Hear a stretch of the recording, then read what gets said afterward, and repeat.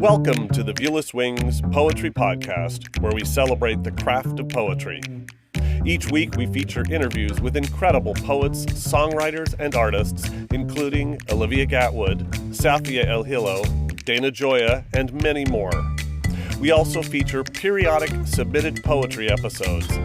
Visit viewlesswings.com to submit your original poetry. I'm your host, James Moorhead, Poet Laureate of Dublin, California, and author of Canvas, Portraits of Red and Gray, and The Plague Doctor. Hit subscribe and follow me on Instagram or Threads at Viewless Wings. Tennison S. Black is the author of Survival Strategies, winner of the National Poetry Series, UGA Press 2023. Their work has appeared or is forthcoming in SWWIM, Hotel America, Booth, Word Gathering, and New Mobility, among others. Black received their MFA at Arizona State University. They are the managing editor at Sundress Publications and Best of the Net, and are the author of the anthology on contemporary disability, A Body You Talk To. Though Sonoran-born, Black resides in Washington State. Tennison, welcome to the Viewless Wings Poetry Podcast. Thank you so much for having me, James. Excited to have you and to discuss your new book. And it's a tour de force. The characters and Sonoran setting and survival strategies are so clearly and deeply drawn and consistently woven through the poems and prose that the reader is left affected. Details connect the poems and passages. The kestrel cry of killy, killy, killy, killy, killy, repeated in multiple places, is just one example. How did you approach crafting this collection to work so well as a unified whole? In the first draft of the book, it was one poem. I had become very enamored of the long poems of Alice Notley and Diane de Prima. And so I thought that I would try my hand at this idea of, an epic poem. Mm-hmm. And so originally it was one poem. I think it was 90 to 97 pages or something like that. But so that's why it kind of is unified. But then later I started breaking them out and I found you can't publish in journals if it's all one poem. Yes. And so I started pulling out pieces, and then I was like, well, that doesn't make sense without this other thing from, 10 pages previous. And so I started kind of putting things together that needed to be together. And then in that process, they started to become individual poems. So it was a process over a very long time, but it feels unified, I think, probably because of that. And I'm not sure I could ever recreate that again. I think that process gave it the arc that it has and gave it that sort of through line that you don't see a lot in poetry collections, right? And I think it's weird, and I don't think I'll ever be able to recreate it or capture that same thing again. Well, I had a similar experience with my second book. I had a long poem or series of poems, but really one poem, just like you described, of an 18-day trip I took as a teenager to the Soviet Union. And it was, I wrote this in university. It took like 3 months to write. And people really liked it, but I was not sure how the heck do I ever do something with this, because it was 26 poems that were separated by numbers, but really it's just one long epic poem. And like you described, I can't imagine ever doing that again. This particular experience had so many rich moments that there was no way to capture it in anything but a very long series of poems. So then I ended up putting it out in my second book as more than 2/3 of the book, and then rounded it out with a few other things. But yes, it's tricky. You can't send that to a journal. It's just not publishable in its true full form. No, and excerpts become not nonsensical, but they don't contain the richness and the information needed to stand entirely on their own. They become almost experimental, or just so far out that they're losing important information, and they're not maintaining the storyline, if you will. Absolutely. When I recite selections from that, I have to give a little bit of context, kind of like an author reading a chapter of a book, you have to do all this overhead to kind of place the reader. Well, that definitely explains why there's such a unified whole to it. And building on that question, the character representing you has a narrative arc, a journey of understanding about their relationship with the Sonoran Desert. How did you approach crafting that arc while remaining true to the autobiographical elements? I don't think it was always there. I think I had to live it before I could write it. I had spent so long hating where I was from. I really hated it. I reviled it. I would not even say that I was from there. My social media pages would tell you that I was from Washington because that's where I live now and where I found my home and my people. But I didn't say where I was from. And then I went late to college. You should know that. I was already a parent and had raised my children because I was a teenage mother. And so I, in that process, decided that I was going to go to grad school, and I applied widely, and I was lucky enough to get into several schools. But ASU offered me the best package and the best opportunities, and also studying with people that I so greatly admired. And I was devastated. I was just beside myself. Of all of the places on earth, now I'm going back to Arizona. And that's actually where the first poem in the book comes from, is that after I had been accepted into ASU and I took that, I accepted their offer, I wrote the first poem in the book, and it explores that, what am I doing? Why am I doing this to myself kind of feeling? But, over the course of that time, I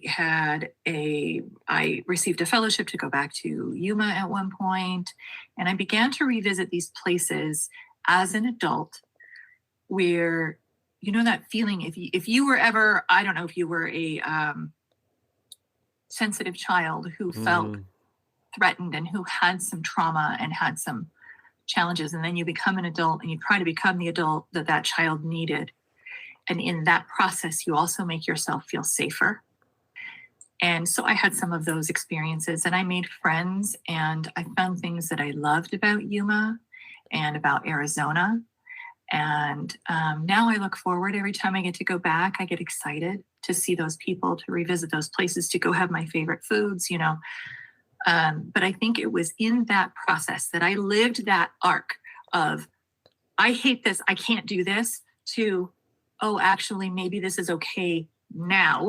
I wouldn't say it's always still okay for those sensitive children, but I lived that arc, and then I tried to write it, not to redeem myself in any way, but maybe to redeem the story, maybe to say that everything wasn't lost, everything isn't terrible.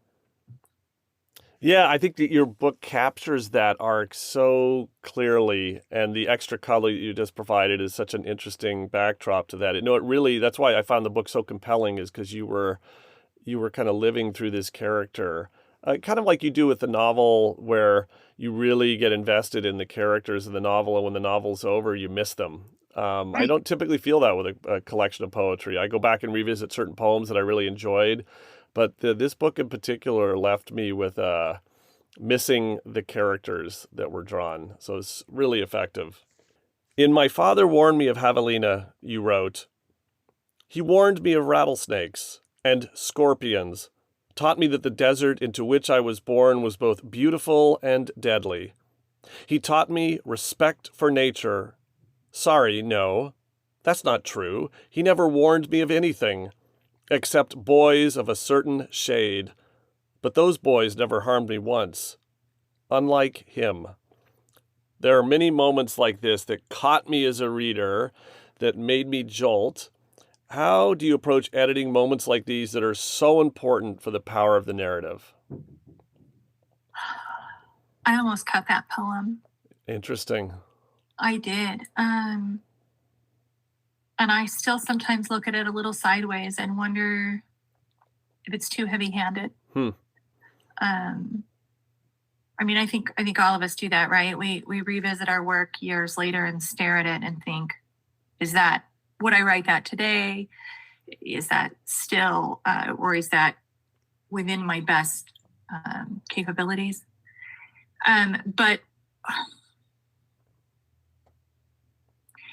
I think when I was putting these together, I would look at poem A and poem B, and I would realize that the gap between them was too big. And therefore, this other A and a half needed to be there, which is, I was actually born on the street F and a half, because in Yuma, there's a lot of these streets that have letters. Mm-hmm. And so on my birth certificate, it says my address is on F and a half. It doesn't exist anymore. It's now got a name, but I'm kind of enamored of that idea of what lies between A and B, A and a half. And I think that for some of those narrative pieces, that's where those were. I cut a whole lot out of that 97-page poem, right? A lot of that is not in the book. But when I then was rearranging the book and trying to figure out why it wasn't working, right? This doesn't work, that doesn't work. It was those pieces that fit in between that. And I think of that as one of those in-between pieces, because it bridges what precedes it and what follows it. Yeah, I think it, I pulled it out because I thought it was so effective. And I think that if the entire book had been in that tone, then maybe you're right, it's too heavy-handed. But because it was surrounded by so much that wasn't in that tone, that it stood out in a good way. Like it caught you. So I found that I was very moved by that. So I'm glad you didn't cut it. I thought it was very powerful. Thank you. Well, the poems build to a long prose poem, and of course, I wrote these questions not with the context that this actually was one long poem all to start with. Labeled a fable titled "The Mother and the Mountain," and anchored on the image of a thalweg, being the alluvial feet of mountains. What was the journey of this portion of the book? Did it start as a prose poem or grow into one? And when constructing the book, how do you approach the forms that different pieces should take? And I'm modifying my question again with the knowledge now that this truly was one contiguous piece to start with. But even within that, you vary the forms. So talk about how form played a role. Well, in that particular piece, it came in, it went out. It's been in 17, it's been broken up into different poems, and then it's been put back together in all of these. So I don't know how you work, but I'm very messy, and I just tear things apart and put it back together and mix it up, and I'm always moving them around. And I found, though, that these were all of the pieces that I had cut from other things, and they were all my mother. They were my mother's story. And if there's anything that I didn't want, was for my mother to end up absent, because that was exactly what this period of time had done to her. And that this period of time had erased her magic, her capabilities, everything that she was in the world, and it subjugated it. And I hate that. I hate that for her. I hate that for every woman that's ever lived. I hate it. And I wanted to push back against that. And I had woven her in much more intricately into each of the poems. But then I found that those pieces were striking notes, those lines rather, were striking notes that threatened, they were so heavy that they threatened to derail each individual piece and tip it toward that instead of toward what I was trying to say. And so I slowly was like, no, I can't use this, but I would save it. And I would move this, and and then I ended up with this whole long thing about just my mother's story. And I thought, okay, that's what I really want, is for her story to be weighty, to have importance, to have value. But in order to really understand all of that, you had to see all of this other stuff first. Yeah. You had to understand both the location and the people that were involved before you could look at who she had been, both previous to it and then through it and after it.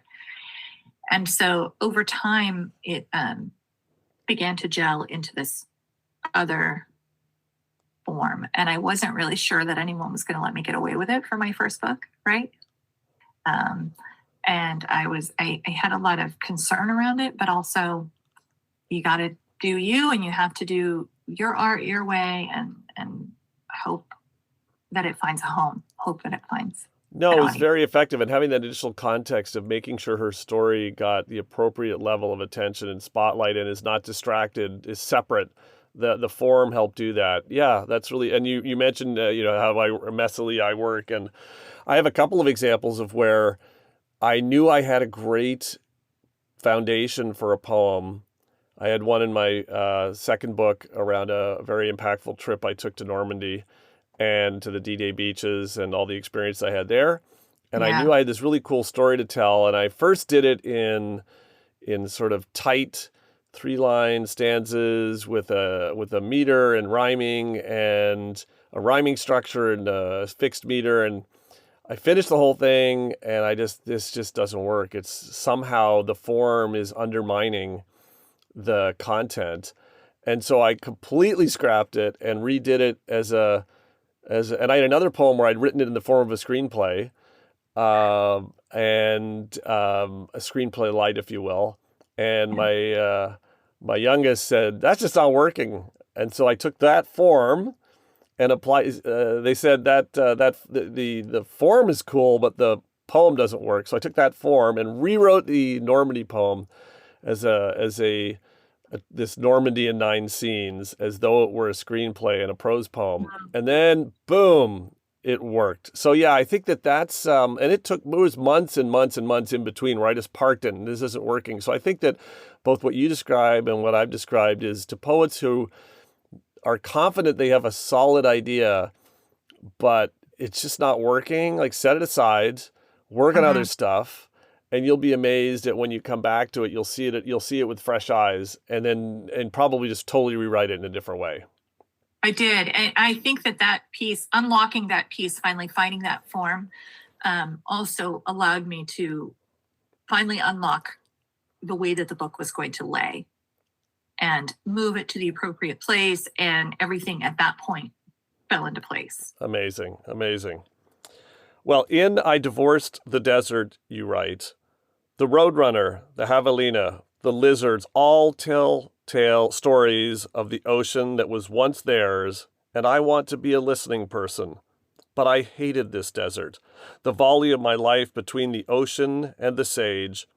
I began to hate the drifts of sand at the edges of everything, the scrub that scratched and burned tender skin. How did writing these poems that are so personal in places and painful help you understand your history with your parents and the places where you grew up? So my parents divorced when I was young. Up to that point, I had kind of my mother's protection in this place. But my mother took me and ran when I was 2 years old. And she ran to Southern California. And so that meant, though, that then I kind of had to go back to Yuma in the summers and the holidays for just in a way that was unprotected. I no longer had her as a buffer. Mm-hmm. And that I think was really difficult. And for a long time, I just blamed him because I remember all of the times that I didn't want to go and I would scream and I would grab onto doorknobs and door jambs and beg my mother not to make me go. And I remember her crying and saying, I have to send you or I will lose you. I don't have a choice. You have to go. Mm. And I did not want to go. And so I blamed him for not being sensitive to that, for not caring about that. And maybe I still do, but I think that in thinking it through more, I didn't come to a place of peace about that, but I found other good things to love about the desert in general, and to not hate it so much. Yeah, so there's definitely for poets writing about things that are painful. I wrote a poem about a mugging in Boston when I was 10 in the subway all by myself and hand over my mouth. And it took me years to figure out how to write that down. It was very helpful to externalize it and to almost get somewhat clinical Mhm. about, because then as you're crafting a poem, there's an element of you have to be clinical and critical, which is different than it rattling in your head. And so I found that was very helpful in that traumatic experience that I had growing up, and being bullied as a middle schooler and having to captured some of that, that it just externalizes it. And I don't know if that's something that you got Yeah, I some think I visual. think that's spot on. When I was writing these early on in my grad school experience, and I was connecting with the desert in this way. Oh my God, I was a disaster. I was a complete disaster. I was Mm. crying every day because that process of bringing it up is super painful, especially if you're kind of an older person and you've kind of buried these for all of that Mm-hmm. time. It's almost like they accumulate additional grief over that period of time, and opening those boxes is awful. It's just awful. And I was really struggling. But my mentor and I talked about the ways that bell hooks pushes things out into the third person, to gain that distance. And so there was a period of time when the whole thing was in third person for that reason, to push it away from me a little bit and let me look at it a little better. Yeah, yeah. Yeah. So I think that, your point about externalizing is really valuable. And I definitely think that that made a difference for me. And then eventually I could bring it back in when I was a little more healed. Yeah. Well, the unnamed cowboy is a recurring character in multiple poems. In The Scrape of the Barrel of My Father's Revolver on My Teeth, fantastic title, by the way, I'm going to come back to that titling, includes the line, "When the cowboy and the stepmother arrived home to a cruiser in the drive, he hissed, 'That nosy woman should be drug out behind the barn and shot.' And in The Mother in the Mountain, you wrote, 'The cowboy's charming nature rusted when exposed to the weather of marriage.' So how did you approach constructing characters? I've talked about this a little bit before, and about the blending of autobiographical and imagined elements, and thinking about each character through what I now understand was one long poem. But that makes it even more a rich question, because that's the way novelists have to approach a book, as these characters that are fully understood. I remember Margaret Atwood said, in constructing a book, she knows what's in the nightside table drawer, even if she never opens it in the telling of the story. So maybe to ask the question this way, knowing that you wrote this originally as one piece, did you have a strategy, structure, or approach to almost like the characters that you were going to include and how you were going to represent them? Was that an organic thing, or was there some kind of plans, probably too strong, but intentional approach to ensuring that consistency? I like to think I'm intentional in those things, but it's probably both, Yeah. right? If you're being completely honest with yourself. Um, it- my parents were larger than life, and I wanted to capture some of that.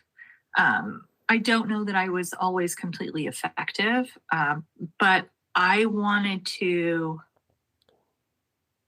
make sure that I incorporated, or at least tried to depict it in a realistic way as I saw it, but that was consistent throughout. I didn't want them changing who they were, right, Mm-hmm. partway through or anything like that, because they did not, as humans, right? They were pretty consistent throughout their lives, but they were also these huge, incredible people who were both great and terrible at the same time. Mm-hmm. And yeah, I thought a lot about symbology. I thought a lot about what are the things, the objects that ties me to these people, because I'm an object person. I still am. I keep things that belonged to them just to hold in my hand sometimes and think about that. And I gathered those in my mind and in my notebook, and I thought about not just what those mean to me, but what do those mean in the outside world? What does the cowboy's belt really mean? Yeah. Yeah. What is it about the tooled leather and the silver belt buckle, and why do we associate the belt almost more than the hat? And for Yeah. me, it was because it struck me but both, literally and figuratively. But it was also that it was eye level to me, and it was, something that I had to contend with a lot and wrestle with. But the hat, which we think about a lot, is almost a throwaway. It's like, it's so on the nose and so almost silly. It's almost a caricature, the hat. But the belt is something else. Well, and also probably the belt is more customizable. There's there's variations in hats, but at the same point, there's a limitation to how custom they can be. But the belt buckle is an expression of so many different things. And can take so many different forms visually. So yeah, I hadn't really thought about that, but yes. Well, I mentioned the wonderful titles. Well, especially now knowing that it wasn't broken up into poems. How did you approach creating these titles that are mini poems, especially given that wasn't where you started? You had one epic poem, and now you got to go and title. You got to figure out how to chop it up.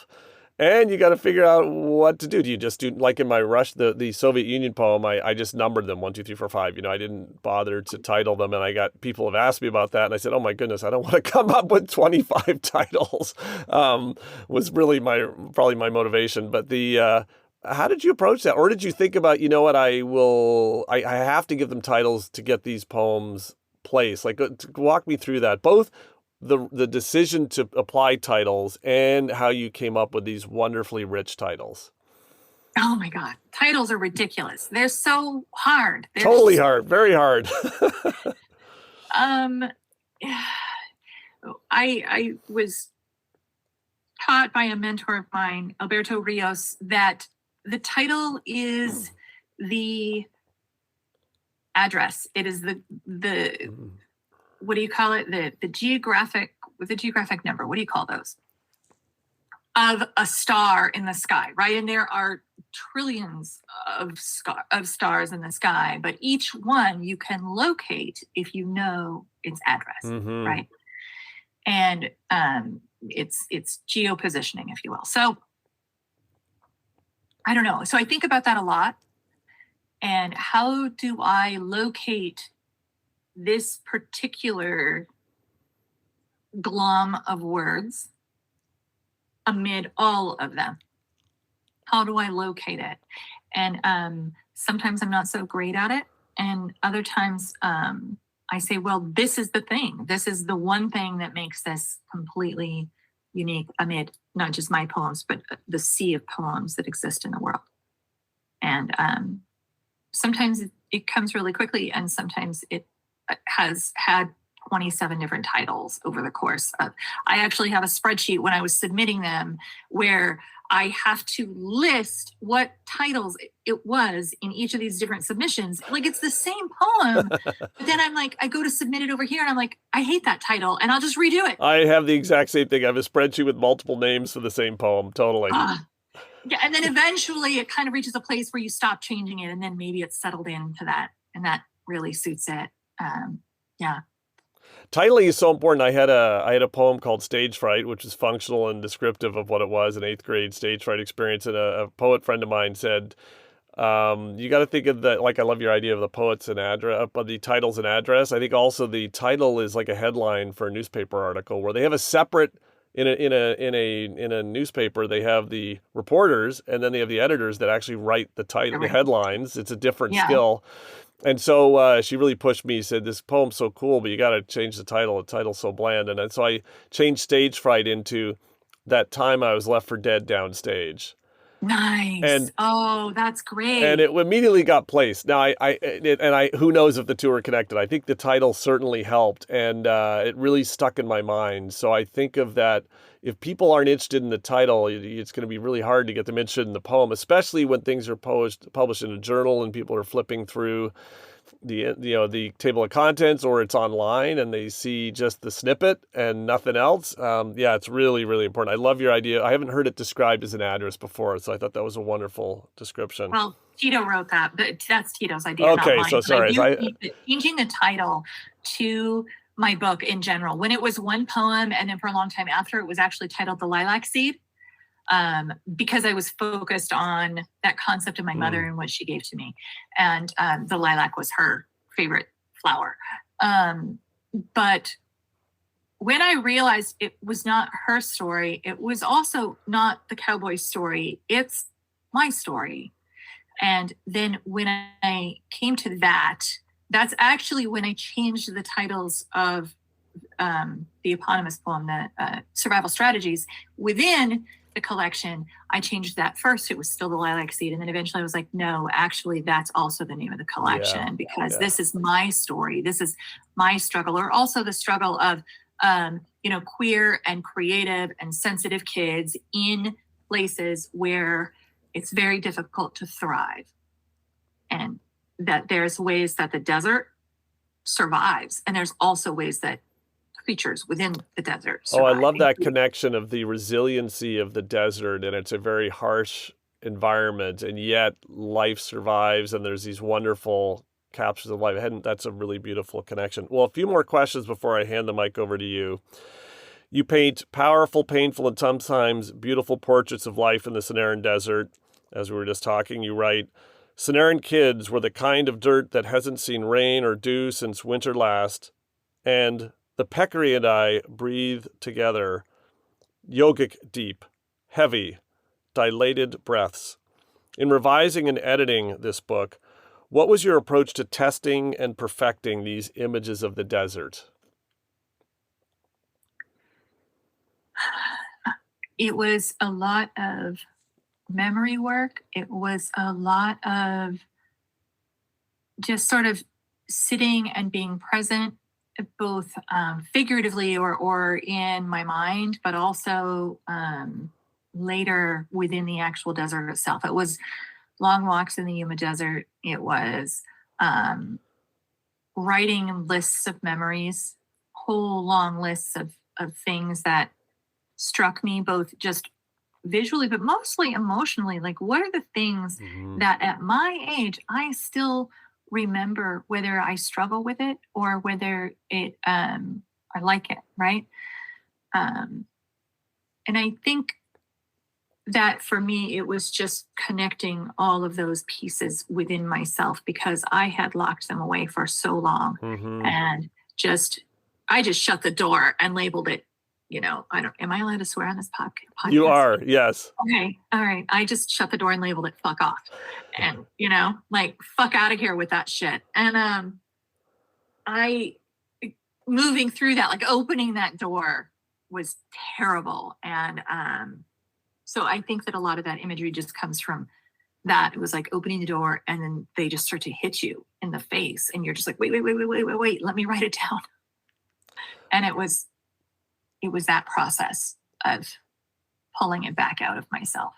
Yeah, and writing this this long poem of the Soviet Union, I that was a situation where I couldn't go back practically, and also I was in the Soviet Union pre-perestroika, so that whole environment doesn't exist in the same way anymore. Right. So it took me months to write, but I was astounded about how much I remembered the more I wrote, and that as I wrote, it just unlocked memories and details that were all there, but the process of writing poetry. And I encourage anyone who has, whether a powerful experience is positive or a powerful experience was negative, that the process of writing a rich poem will just it'll unearth memories that maybe you need to remember and deal with, or you want to remember because they were so powerfully positive. Writing poetry is a very effective tool for sucking memories out of your brain. It's just really amazing. Do you think that you're a place-based person? Because I really think that I am, but through this, I've learned that not everybody is. And I guess it's one of those things, like you have things in yourself that you just kind of think everybody's that way. And then you're kind of surprised to learn that not everybody actually cares about place. And that really surprised me. Yeah, I think that there's certainly, I'm very aware. I've written, I've gotten a little poetry stuck, writer's block, and I have, I change locales to get myself inspired, and there may be changing locales. Yeah, I think it's definitely worked for me. There are other poets where, maybe that's not the thing that gets them thinking.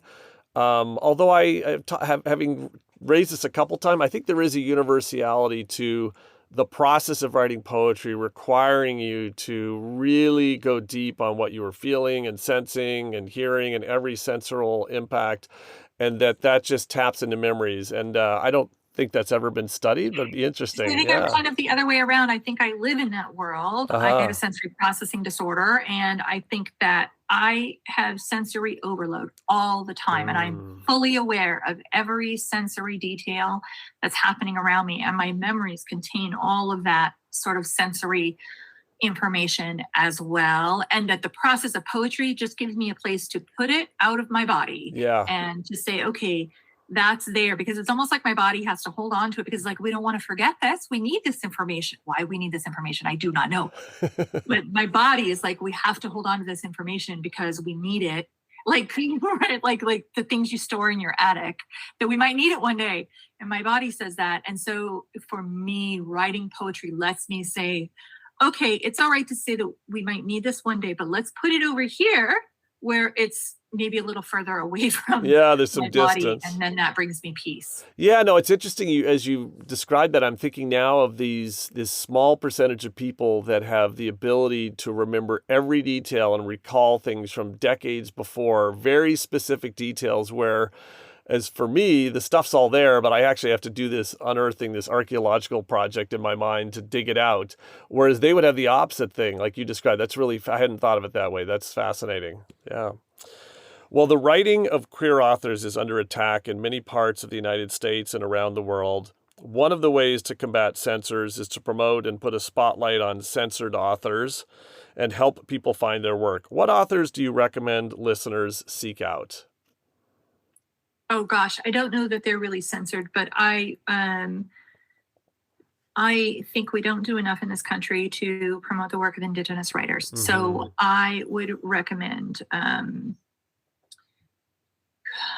I really hate this question because I'm one of those people that as soon as you ask me, I can name names like all day long, but as soon as you ask me, my brain goes.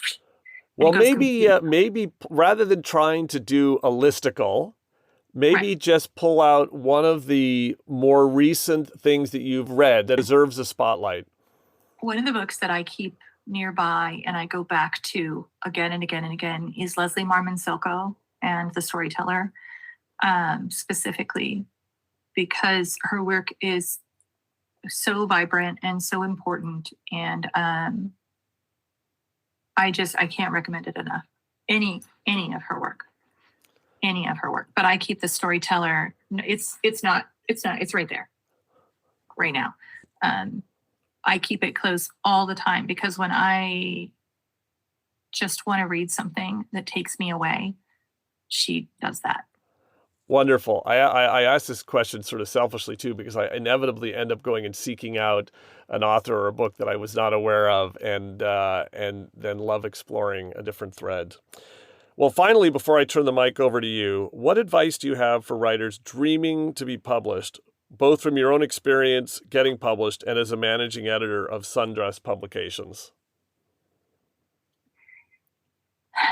There are so many incredible writers who try and try and try and have not been or may not manage to publish their first collection. And I think that's a horrible failing of the world of creatives and of art. I really think that every writer deserves to be published and deserves to be read.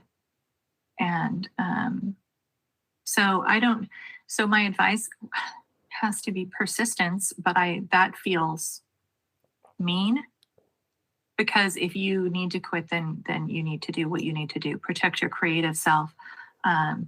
But it would be persistence. And I mean, I submitted survival strategies 3 times to the National Poetry Series and many other places. It's been rejected many, many, many, many times. In fact, after I won the National Poetry Series, after I knew, but I couldn't make the announcement, and therefore I couldn't withdraw it from the places where it was pending, I got rejections while knowing that it had already won the National Poetry Series. So it's so subjective in terms of what that press needs in that moment. And so my best advice is to know that it has so little to do with you, Mm-hmm. and try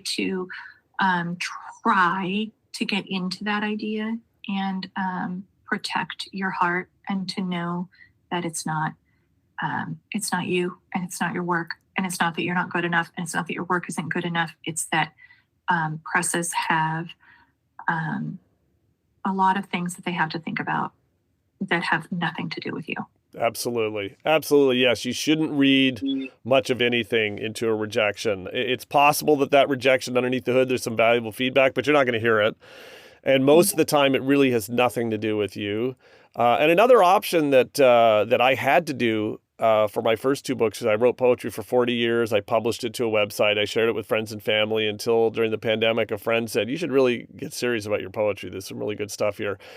Those things had already been effectively published, so I had no choice. I had to self-publish them. But then I learned Margaret Atwood's first book of poetry was self-published, and I started looking into a whole ton of incredible authors. Lorena McKennett, who's a multi-platinum, who I interviewed very recently for the podcast, amazing person to talk to. She built her own label. She managed her own career. She's totally self-published her music. So there's nothing wrong with that. But the one piece of advice I'll give, if you self-publish, that does not absolve you from all the things that a publisher would do. So you're going to need to hire an editor and a copy editor.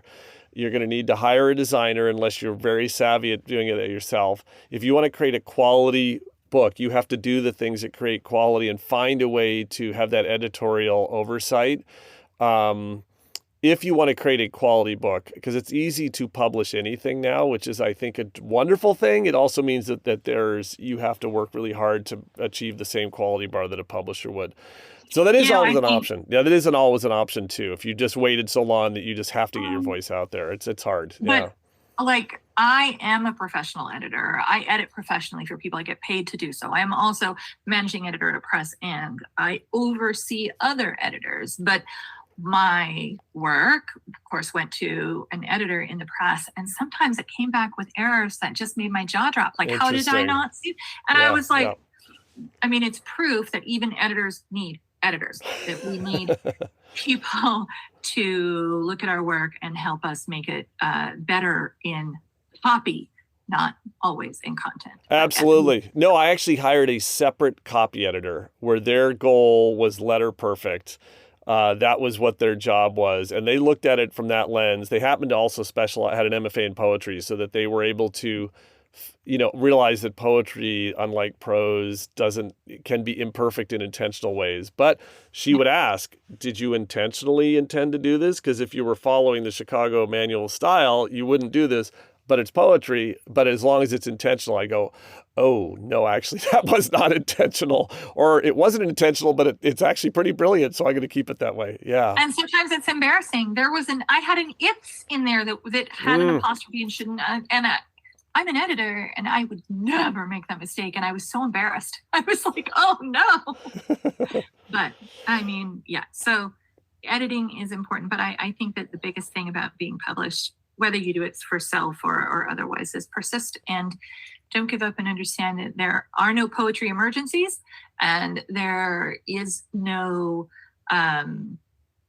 poetry is not meant to cause you harm. So if the process is causing you harm, step back and look at the ways that you can change the way that you're going about it. Absolutely. Well, now I'm going to turn the mic over to you to read selections from Survival Strategies. First, I'll read Here I Am. I already mentioned that the first poem I wrote right after I was accepted into grad school. And this was written right after I arrived in Arizona, coming back for grad school and trying to reconcile within myself, finding myself back in the place with which I had struggled my entire life.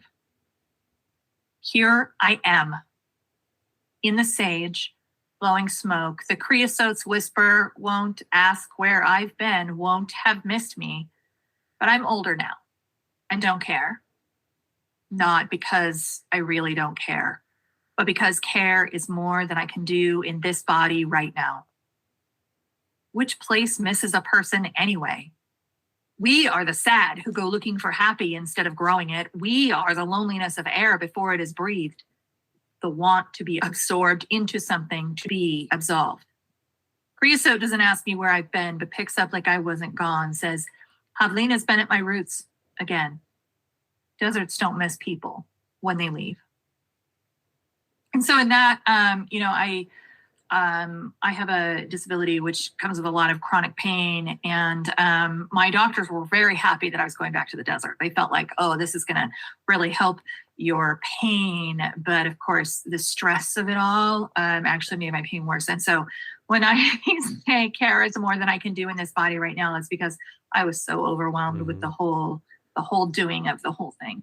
And okay, so we talked about the Mother in the Mountain, so I wanted to read an excerpt from that. Obviously, it's too long for me to read in whole, so I'm just going to read an excerpt because I'd like to make sure that my mom gets some of the credit that she's due in everything that I do. So this is talking about my mother and when her father was dying and that whole situation. And she always said that I reminded her of her father and the things that we have in common, which I think is great because she loved her father. So, and she had struggles with her mother.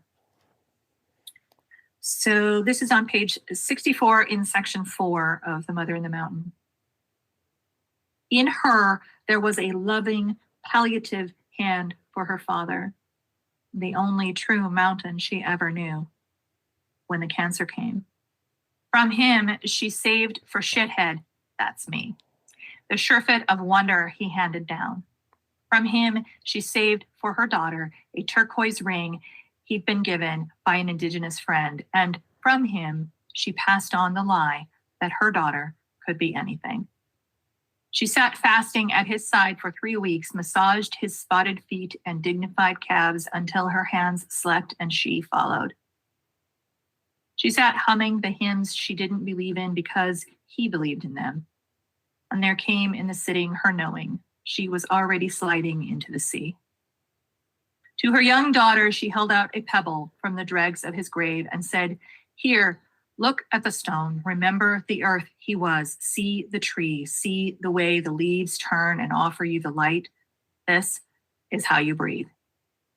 Remember his honesty and sense of justice. Swallow this. This is the taste of safety." And into her mouth she placed a lilac seed. It is smooth and sweet.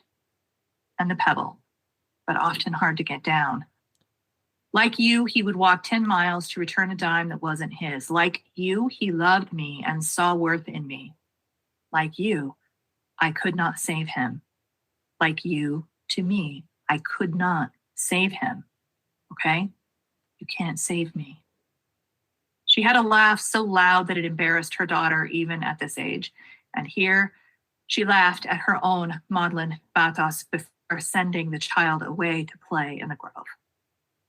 There is a woman's paycheck in the creases of her forehead, in the lines of the feet of my mother, feet that began turning west long before she left. So powerful hearing those excerpts in your voice. And you recited one of the lines, "Deserts don't miss people when they leave," that I just rattled in my brain, makes you pause and chew on the line. Knowing now that this was, again, I keep coming back to this, a one long epic poem, how did you approach thinking about the endings of poems, which is, if titles are hard, endings are excruciatingly hard. It's a struggle for many poets, especially with amplified by the fact that you had written this as an epic poem. So the beginnings and endings were less concretely drawn as they are with a title and a last line of a poem. So how did you think about that in constructing this book? I think one of my great secrets that I try not to reveal, so it's maybe a little embarrassing, is that I always write beyond the ending, and I very often have to cross out the last 3-4 lines of a poem to sort of unbury, because I blow past it. And then later in revision, I look and go, no, that's where this really ended and needed to be done. So, and I probably do that in everything in my life. Blow right past the ending and look back and go, oops, I missed it.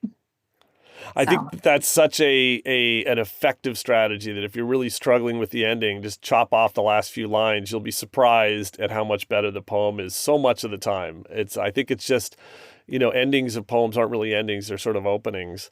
And mhm. there's just, I think we're wired to sort of tie things off with a bow, and you don't want to do that. Yeah. For the most part, you don't want to do that in a poem. Maybe it's intentional sometimes. Well, one more question. What are you working on now? I'm working on a few things. I'm one of those people who has so many projects going at any given time that I never quite know what to work on at any moment.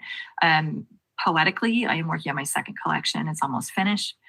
Um, and I'm also working on a collection of essays, and I am working on a novel, all kind of at the same time.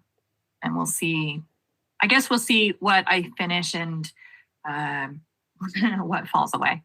Exciting. Well, I can't wait to see what you come up with next. I so thoroughly enjoyed Survival Strategies. Well, Tennison, thank you for sharing your poetry and your voice on the Viewless Wings Poetry Podcast today. Thanks so much for having me, James. The Viewless Wings Poetry Podcast is written and produced by James Moorhead. You can follow me on Instagram, Threads, and YouTube at Viewless Wings. Hit subscribe to be notified of every episode of the Viewless Wings Poetry Podcast and spread the word with your poetry community.